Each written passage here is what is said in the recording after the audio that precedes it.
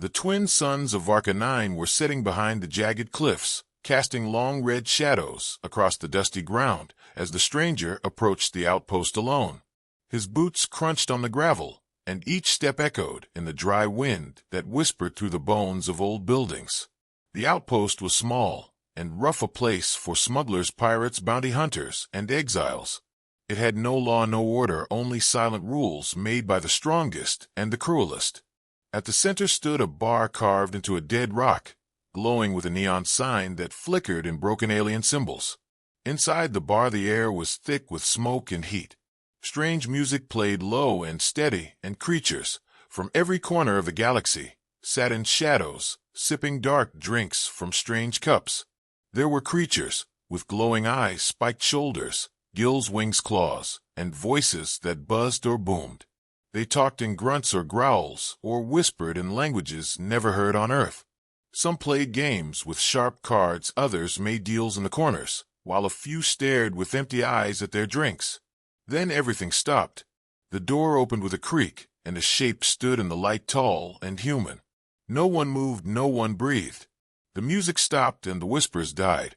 The bartender, a four-eyed Vrokin with scales like rust, froze mid-wipe as his yellow eyes locked on the human. He wore a simple dark jacket torn at one sleeve, with a pack slung over one shoulder, and a thin scar running across his left eyebrow. His face was calm, unreadable, not angry, not scared, not curious. He walked inside like he belonged, like he had been there 100 times before. But no human had ever stepped into this bar. Not since the wars. Not since Earth was marked as extinct or erased from the map by stronger empires. The whisper started again, soft at first, then louder. Is it really a human? They were wiped out. They were myths. He's alone. He must be crazy. Maybe he's a clone or a machine. Or a trap. Look at his hands. They're empty. No weapon. Is he here to die? The human ignored them all and walked up to the bar. He sat on the middle stool, turned slowly, and scanned the room. Then he spoke in clear, basic trade tongue. Water. One word. No fear. No extra talk. The bartender stared for a long moment, then poured a cloudy liquid into a glass and slid it across the bar. The human caught it without looking and took a slow sip. He did not flinch at the taste. He placed the glass down, turned, and faced the room, like he was waiting for something or someone. A large brute stood from a table in the corner, his skin red and rough, with 2 curved horns and armor made of bones. He was a Gorlax, a species known for power and temper. He stomped forward, his boots shaking the floor. He stood over the human and grinned with black teeth. You lost, little monkey. You smell weak. You bleed easy, I bet. He leaned closer, his breath hot and foul. Say something. Beg me to let you walk out. The human looked up slowly. His eyes were calm and cold like deep water before a storm. He said nothing. He reached for his glass and took another sip. The Gorlax roared with laughter and turned to the room. He's scared. He's frozen. He's softer than Varn jelly. The bar laughed, but it was nervous laughter, tight and short. Then the Gorlax pushed the human's shoulder hard. The stool slid back, but the human stayed balanced. Still no words. Still no fear. Then the Gorlax pushed again, harder. And the human stood up. He stood straight and quiet and still. He looked at the Gorlax like he was measuring him. 1 second. 2 seconds. 3. And then he moved. No warning, no sound, just movement. His fist hit the Gorlax in the jaw, and the giant alien flew back, smashing into a table and rolling across the floor. Silence again. Total silence. The human sat down again, calmly picked up his glass, and finished the drink. No one moved. No one dared. The bartender ducked behind the bar. The Gorlax groaned and stayed down. The human placed a few coins on the bar, turned, and walked out the way he came. The door closed behind him, and the bar stayed frozen. No one spoke for a long time. Then someone whispered, 1 punch. He used 1 punch. He didn't even try. The legend began that night on Varka 9, in a small bar full of dangerous creatures. A human walked in alone, drank some water, and walked out after breaking a monster with a single punch. The galaxy would not forget that moment, and it would never see humans the same way again. The word spread fast through the dusty paths and neon alleys of Varka 9, like a fire, through dry leaves carried on alien winds, and whispered through static radios and buzzing comms from one rough mouth to another. They said a human had walked into the Bone Pit bar, faced down a Gorlax brute, and knocked him out with one punch. Some laughed when they heard it.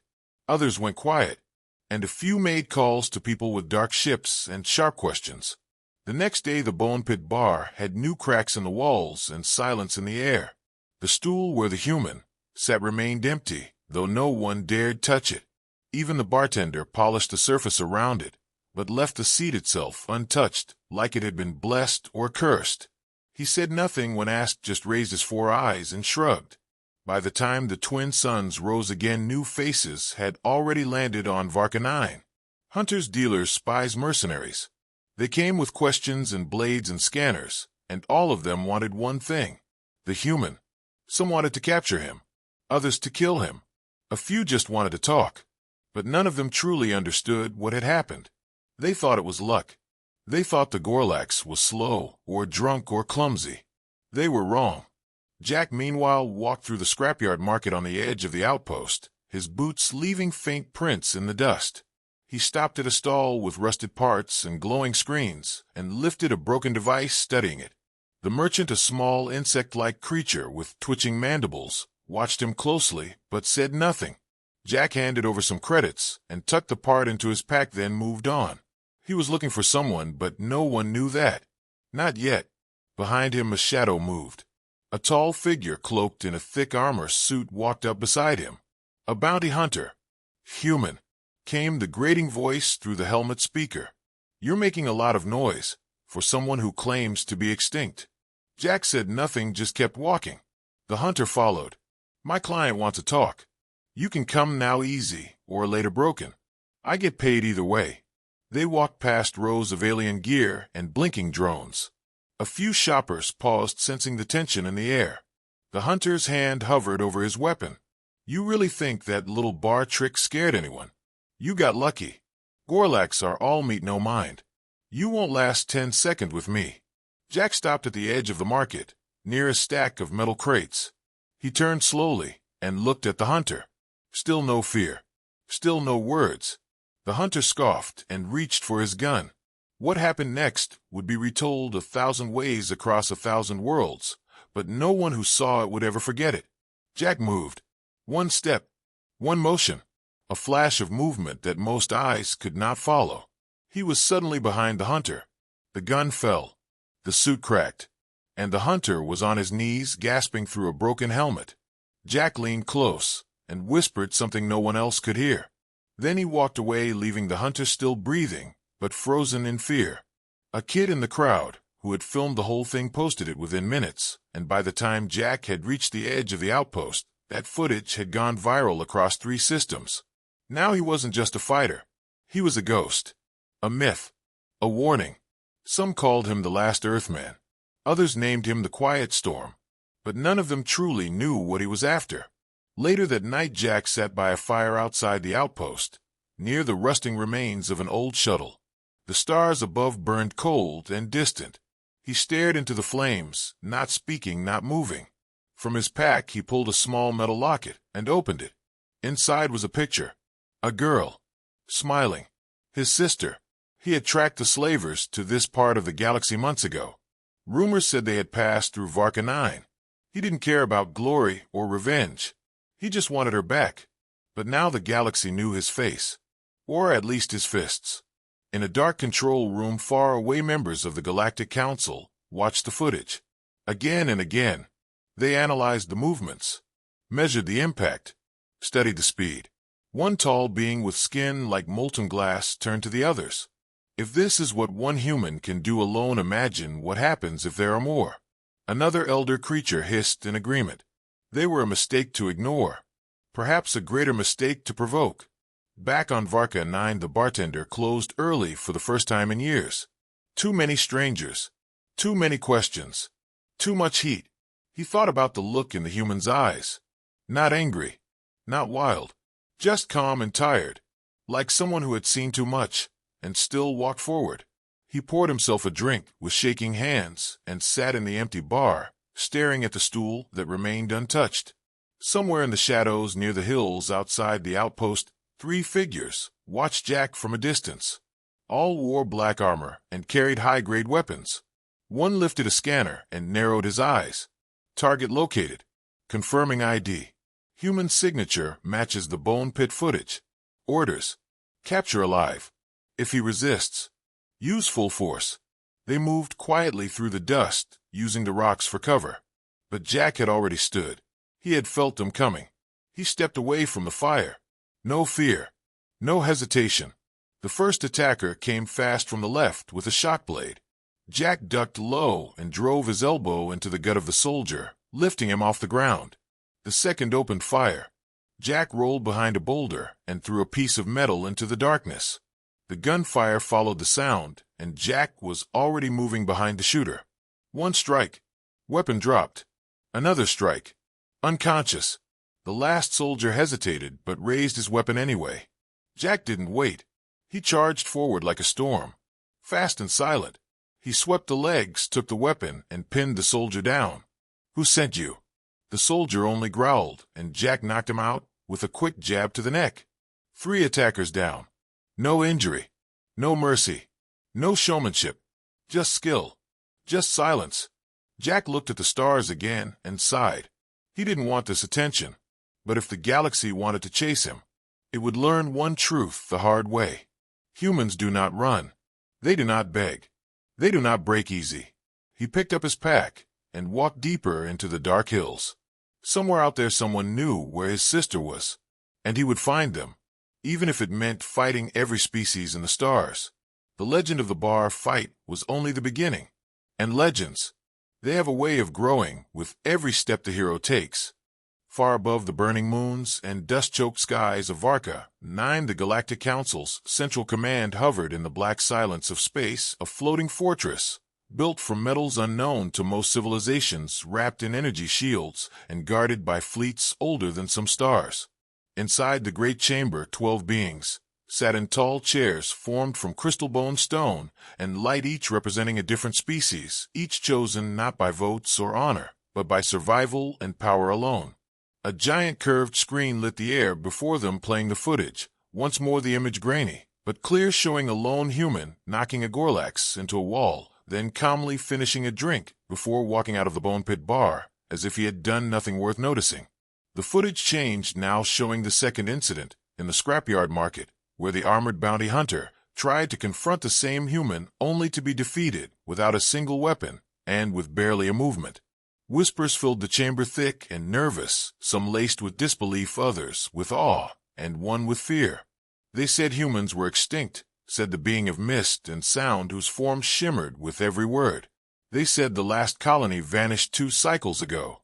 They were mistaken, said the tall creature of steel and teeth, his voice like grinding rock. And now that mistake is our concern. The leader of the council, an ancient entity of smoke and gold, who had not spoken in 4 sessions, raised its head slowly and spoke in the oldest tongue. One human alone has made a noise across 5 systems. This is not chance. This is not an accident. This is something else. We must act. On a screen behind them, the bounty placed on the human's head updated again. 50,000 credits. Alive only. The reward now drew attention from every planet between the central worlds and the void borders. Meanwhile, Jack walked through the city of Gravestone, a place built into the side of a canyon glowing with red light and crawling with travelers, criminals, and secrets. He moved quietly, his coat torn again from the night, before his eyes scanning signs written in 6 languages and faces wearing 1,000 kinds of lies. He knew he was being followed again, but not by hunters this time. These ones were watchers, eyes of the council, spies who moved like shadows through crowds, who passed messages by silence, who could kill without a sound. But they did not attack. They only watched, as if they were waiting. Jack entered a small repair shop tucked between 2 stacked markets, run by an old alien with 3 arms and 1 working eye. He placed the damaged scanner part from the scrapyard on the table and leaned forward. I need it fixed. I need to track a signal. Old code. Earth Tech. Serial A9 Delta. Do you understand? The alien blinked slowly and nodded. He picked up the part and began working. While tools sparked and circuits clicked, Jack stepped outside and stared up at the canyon walls, where huge transport ships drifted between cliff docks like slow-moving whales. He remembered a place like this long ago, where his sister laughed beside him on Earth's last summer before the sky changed and everything fell apart. Now she was somewhere out here, taken by slavers, sold through back channels, lost in shadows, while he followed the faintest whispers across space. Inside the council chamber, a new voice broke through the discussion. It was the AI representative, a being without a body, its voice cold and flawless, coming from a floating cube made of shifting metal and blue light. We have reviewed every angle. His muscle movement suggests military training, but his control suggests something more. He adapts faster than expected. His heart rate stays stable in combat. This is not average. This is not forgotten humanity. This is evolved humanity. A survivor class. The others shifted uneasily. A new term. A new threat. Or perhaps a new opportunity. We must capture him, said the mist being again. Learn what else he knows. How many more like him exist? Where they hide. What they want.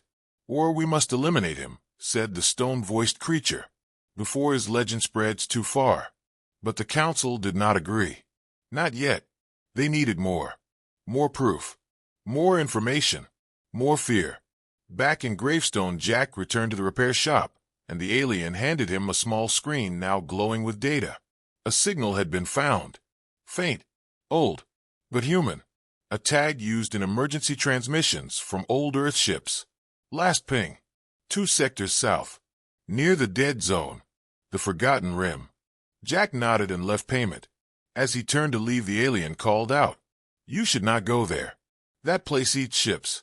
No one returns." Jack stopped only for a moment. He looked back and gave a nod, then walked away. Outside the city, he stole a ride from a drunk miner. A small freighter. Half working, but fast. He loaded the coordinates and launched into the sky, leaving Gravestone behind as his path took him deeper into darkness. In the council chamber, the AI had already tracked his jump. The data streamed across the screen. Destination unknown, but direction clear. He is heading toward the rim, the Forgotten Zone, where law dies, where light ends. The council stared at the projection. Why would he go there? What is he searching for? The AI answered, "He is not running. He is hunting." Silence fell across the room. On the freighter, Jack sat alone, with a single small screen blinking slowly beside him. The signal. His sister's tag. Still alive. Still real. He closed his eyes and rested, but did not sleep. His hands gripped the edge of the seat, every muscle still ready. Behind him, systems chased. Ahead of him, answers waited. And somewhere far from him, beyond sight or sound, on a silent station deep in the Forgotten Rim, a cage door closed softly as a young voice whispered in the dark, "Jack, is that you?" The galaxy did not yet know what was coming, but it would learn, because legends do not vanish. They grow. And now the story of the human had reached ears that would never forget it. Enemies would rise. Allies would watch. And the game had only just begun. The stars stretched like white scars across the black curtain of space as the stolen freighter shook under old engines and flickering systems. The ship groaned with every burst of speed, but Jack said nothing, his eyes locked on the signal blinking on the small screen in front of him. The emergency beacon pulsed in a slow rhythm, like a heartbeat far away, too faint to track for long, but strong enough to follow if one knew what pain looked like.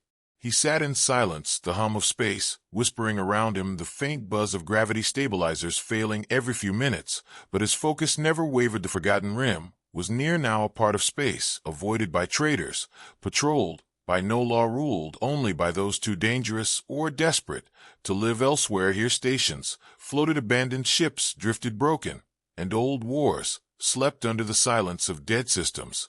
As he approached the first coordinates, a long shadow came into view, a mining colony, once used by warlords, now nothing but a hollow shell, twisted metal, and dead lights floating over a cracked moon. Jack landed with a slow hiss and stepped into the dust. No welcome, no warning, just emptiness and echoes. He moved through the corridors with careful steps, the flashlight cutting through black. Like a blade, the signal led him to a lower deck past shattered doors and dry bloodstains, until he reached a rusted panel covered in alien symbols. He placed his hand on it, and the signal spiked. The panel hissed open, revealing a dark room and 3 figures standing in silence. They wore armor black as space with red stripes on the chest, smooth helmets hiding faces, and weapons drawn. Before Jack could speak, the first one moved fast, closing the distance. With a charged blade, Jack ducked sideways, the blade slicing sparks through the wall. His fist met the attacker's ribs, and the armored figure staggered back. The second raised a plasma rifle, but Jack grabbed a broken pipe from the floor and slammed it into the weapon, twisting it away. Before delivering a knee to the stomach, the third attacker came from behind, but Jack rolled forward, kicked off a wall, and drove his elbow into the back of the helmet, cracking it with a sharp crunch.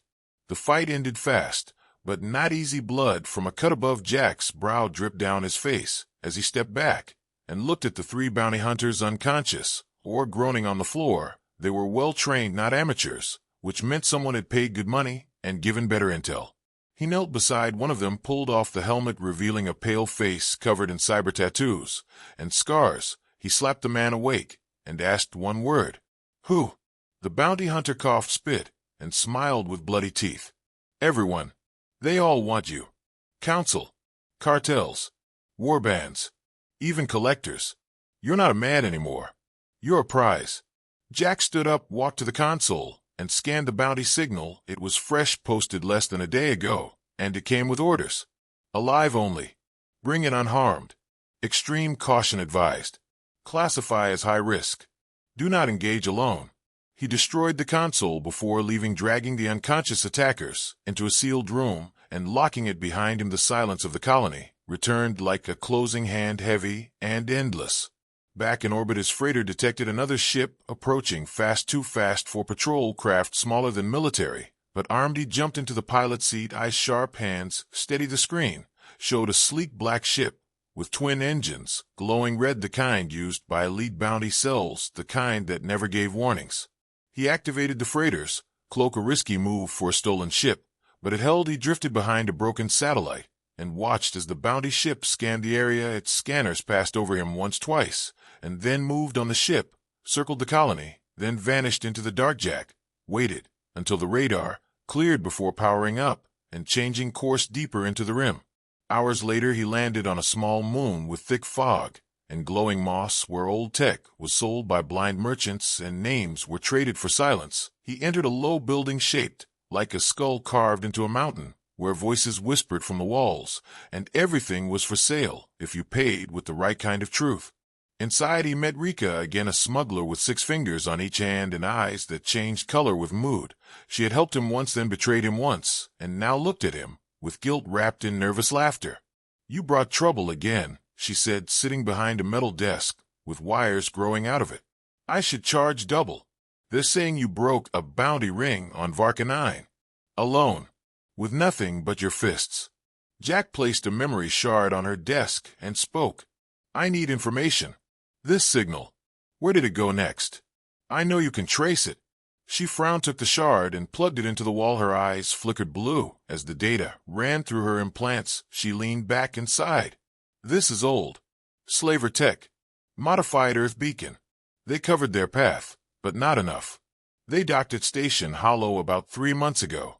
That place is cursed. People who go there don't come back." Jack said nothing, just nodded and turned to leave, but she grabbed his arm and looked at him with fear in her voice.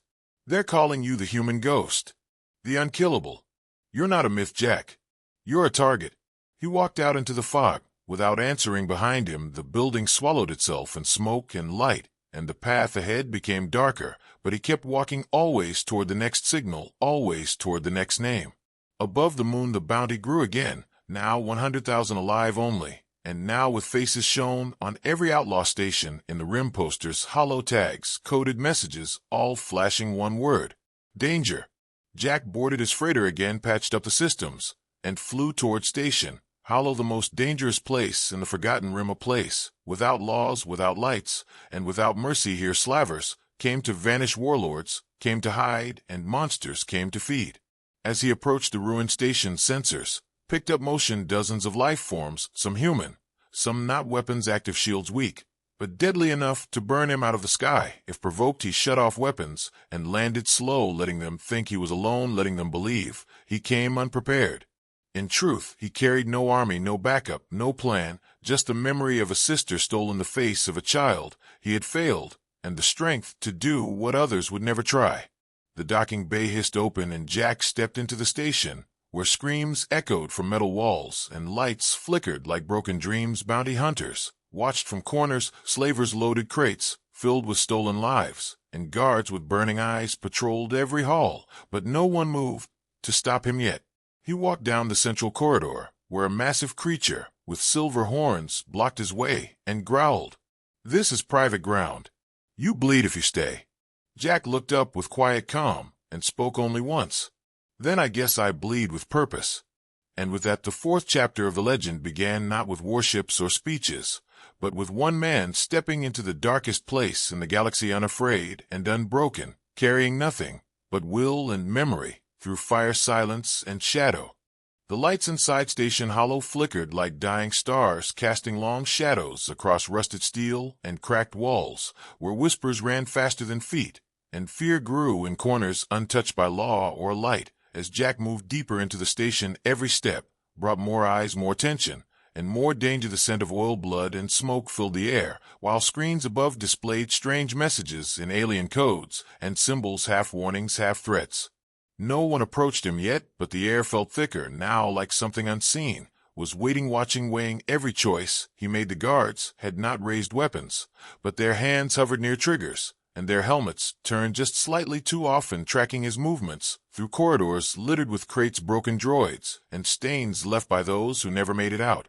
Jack walked with calm precision, not fast, not slow, just steady, like a man who had walked into storms before and learned to breathe through the lightning. He passed a group of caged prisoners, eyes hollow, wrists bruised behind energy fields, some human, some alien, some too weak to even look up as he passed. He said nothing, but inside his thoughts burned hotter than plasma. How many years, how many ships, how many traps, and still no sign, no name, no voice from the past, just broken systems, broken people, and a trail growing colder with every lie told by the wicked. Then, without warning, the floor beneath him shook and hissed, metal panels dropped away, and a pulse of energy rose from hidden generators. Jack stepped back, reaching for the wall, but the trap was too fast. A cage of light snapped around him, lifting him from the walkway and dragging him into the air like a hunted animal. Crowds above roared, screens lit up with flashing banners, and music blared from unseen speakers, voices shouting in dozens of languages. Tonight, the ghost fights. The last human bleeds. Place your bets. The arena of Station Hollow was a legend whispered only by those who survived long enough to regret it, a place where the rich paid for screams and the bored watched death. Like a sport, here fighters were thrown into battle against machines, monsters, and nightmares, without names, all for the sick joy of shadowed figures watching from velvet chairs above. The cage dropped Jack into the center of a massive ring, surrounded by steel walls, pulsing with red light. Claws had scraped across the floor's blood, had dried in cracks, and bones lay where no one had cleaned in weeks or years. Above him, cheers rose from 1,000 throats, while in control box a massive alien with metal skin and red eyes smiled, a grin full of teeth and command. So this is the human, the one who broke the bone pit. Let's see if his fists can stop pain. A gate opened on the far side, and the first challenge arrived, a beast 3 times Jack's size, covered in plates of armor, with jaws made of knives, and a roar like thunder. It charged fast, not waiting, not thinking, just rage, emotion. Jack moved to the side, dodging the first strike, his eyes studying not the size, but the joints, the rhythm, the pattern. Every living thing has one, even monsters, and this one was no different. 3 steps, then a pause, left shoulder weaker, then right knee bends before each attack. He struck hard and fast, fists targeting the weak spots, not to kill, just to slow, then to stop, then to end. The beast fell with a crash, and the crowd howled. But the next gate opened before the dust cleared. This time 2 enemies faster than the last, armed with chains and blasters, dancing like shadows around him, their movements synced like trained killers. Jack ducked under a chain, spun behind one attacker, and drove a foot into his spine, sending him crashing into the other. Both rolled across the floor, stunned, but not broken yet. He needed more than strength. Now he needed patience. He let them come again, this time sidestepping, just enough using their speed against them. One slammed into the wall, the other slipped on Bloodjack, landed the final hit, with a punch that cracked armor and bone together. The lights flashed again. Next round. New match. No rest. They kept coming, machines with spinning blades, creatures made of smoke, even a copy of Jack himself, built from old Earth combat data, a clone without soul, but full of rage. It mirrored his moves, struck with perfect timing. But Jack fought with more than training. He fought with memory, with pain, with love, for a sister taken and a world lost. He destroyed the clone with a final strike to the chest, and the crowd went silent, not in anger, but awe. For the first time the arena knew fear and respect in the same breath. High above, in a hidden box, the slaver lord watched through one golden eye, tapping his clawed finger against a glass filled with blue liquid. He is not just muscle. He's looking for something. Or someone. Find out what.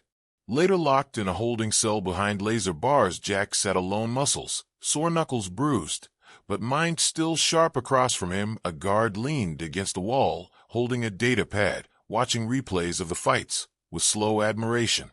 Jack leaned forward, his voice low, calm. I know someone passed through here. A girl. Young. Human. Taken years ago. Wore a pendant shaped like a tree. The guard raised an eyebrow, then laughed. You think I keep track of every slave that moves through this place? She's gone or dead or sold a dozen times over. Jack stood slowly, eyes locked on the guard. Then give me the list. The log. The names. I'll find her myself. The guard hesitated, something in Jack's stare piercing through him deeper than threats or credits. Finally, he nodded, dropped the pad, and walked away. Jack scanned the data quickly, eyes flying over names, dates, codes, until one line caught his breath. Subject 721. Human. Female. Transferred to Vault 13. Location redacted. Escort team Omega Black. Elite. He smiled for the first time in days. Not wide, not happy, just a flicker of hope burning against the darkness.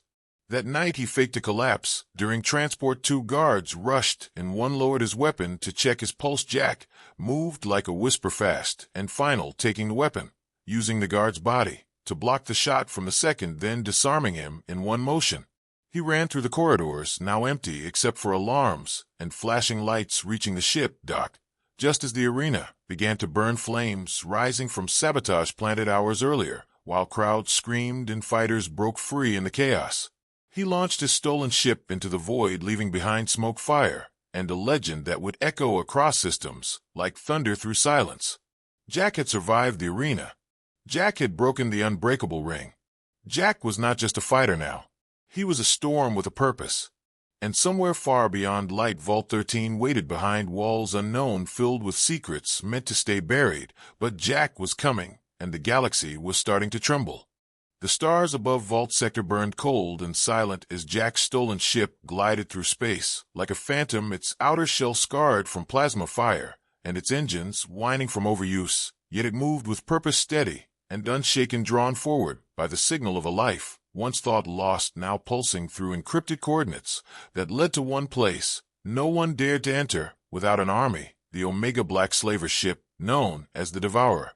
It floated near a fractured planet, orbiting a dead sun cloaked in static, and guarded by a minefield designed to erase anything smaller than a dreadnought from existence. The ship itself was massive, shaped like a dagger pierced through a leviathan, covered in turrets and armored plates, with engines that glowed like poisoned suns. No banners flew, no warnings were posted, because none were needed. Everyone in this sector knew what it was and what it did. Jack studied the maps, decoded the layers of false signals, and found a breach point near the lower cargo decks, where old vents led through forgotten tunnels and broken shafts, a path not used in years, perhaps even a weak point. And that was enough for him. He waited until the patrols shifted, then launched a silent approach, flying close beneath the main reactor, until his ship latched onto the hull, like an insect clinging to the bones of a monster. He wore no heavy armor, just the same torn coat and utility belt with basic tools, and one blade salvaged from the arena, not flashy, not advanced, but deadly in his hands. With a breath and a quiet nod to himself, he opened the hatch and stepped into the dark. The vent was narrow, sharp edges scraped his shoulders as he crawled through dust and grime, hearing the distant thud of footsteps above him, and the occasional scream echoing through pipes filled with recycled air, and Bloodjack moved like a shadow passing old warning signs written in languages no longer spoken until he reached a service hatch that opened into a long hallway lined with cages and dim red lights. The air was thick with silence, and despair creatures of all shapes and kinds stared from behind bars, too tired to speak, too broken to hope. Some flinched as he passed, others looked away, and one small child, a human boy maybe 9 years old, watched him with wide, unblinking eyes. Jack paused only for a second, offered a look of calm, and then moved on toward the core, where the prisoners of value were kept, the ones with rare blood or rare names. At the heart of the ship, near the command block, was Vault 13, locked behind a bio-coded door, guarded by 2 elites in black armor, who spoke in low clicks and never moved more than a breath from each other. Jack studied their rhythm, their spacing, their lack of emotion, and stepped forward, without a sound striking, before they even saw his face. One elbow to the throat, one twist of a rifle. The first fell, the second tried to raise a blaster, but Jack used the first body as cover and drove his blade into the weak spot below the chin. He took the access key from a fallen guard, held it to the scanner, and waited. The door opened with a low hiss, revealing a narrow room filled with sealed pods glowing faintly with energy, each holding a person suspended in stasis, their faces frozen in expressions of pain or sleep. Jack walked past each one, reading the names on the monitors until he found it. Subject 721. Human. Female. Name: Ellie. His hand shook, not from fear, but from memory. He placed a hand on the pod and stared at the face inside, still young, still alive, her hair floating gently, her eyes closed, as if dreaming of something better. He reached for the control panel, typed in override codes, bypass slaver encryption, and triggered the release sequence. Lights blinked, warnings flashed, but he did not stop. The pod hissed open, and Ellie gasped, awake, coughing, eyes wide with panic, until they focused on him. She whispered his name, barely able to believe it, and he caught her before she fell, pulling her into a quiet embrace, while alarms began to blare throughout the ship. She's awake. Get them. Seal the vault. Kill the intruder. Voices thundered through speakers, doors slammed, and boots pounded against metal, but Jack was already moving, carrying Ellie in one arm, and using the stolen rifle with the other. He ran through the corridor, ducking behind cover, and firing only when needed, aiming not to kill, but to clear the path. Time was against him, and every second counted.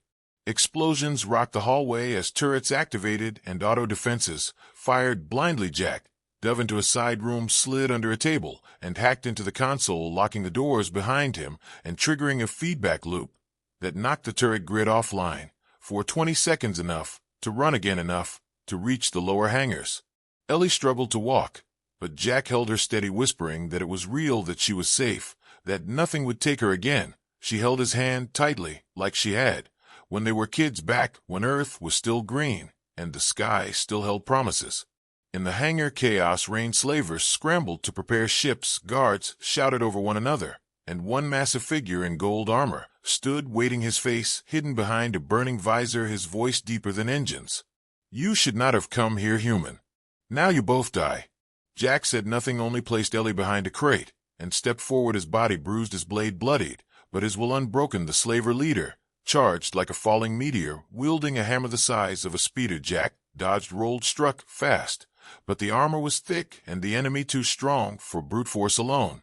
He remembered the arena, remembered the rhythm, remembered how to make giants fall, not with strength, but with timing and truth. He led the slaver into traps, wires, unstable panels, always moving, always forcing mistakes, until at last one misstep opened a crack in the armor, and Jack drove his blade through the slaver's chest with a cry that silenced the hangar. He grabbed Ellie, lifted her into the closest ship, and launched. Without looking back, fighters tried to chase, but Jack flew through the minefield at angles no one dared, mimicking patterns from old human dogfights, risking everything with each turn, until finally they reached clear space, and the stars opened wide. Ellie leaned against him, silent, tears falling as Jack set course for neutral space, one hand on the controls, the other holding hers, not tightly, but just enough to promise, "I found you. I am not letting go."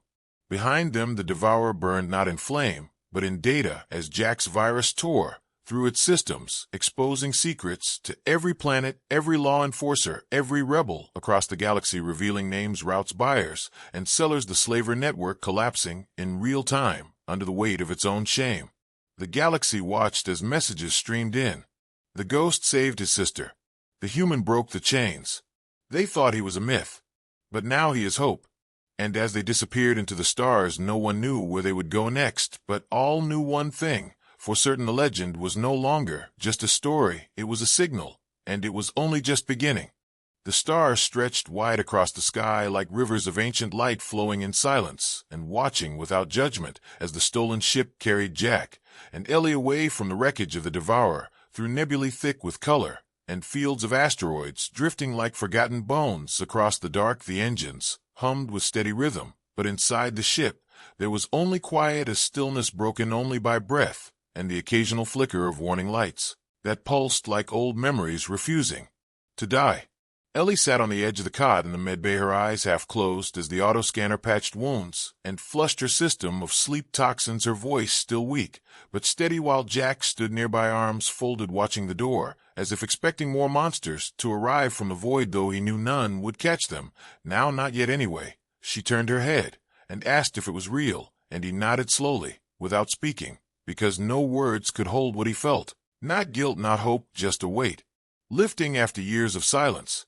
They drifted in quiet space for hours, maybe days. Jack lost track of time. He used to measure it in pain and scars, in cage matches and escape routes. Now it was marked in breaths shared with his sister, in the small glances that said more than any language, in the sound of her laugh when she tried to remember Earth and failed because they had both been so young, when they were taken too young to hold on to pictures of oceans or skies or grass that did not glow.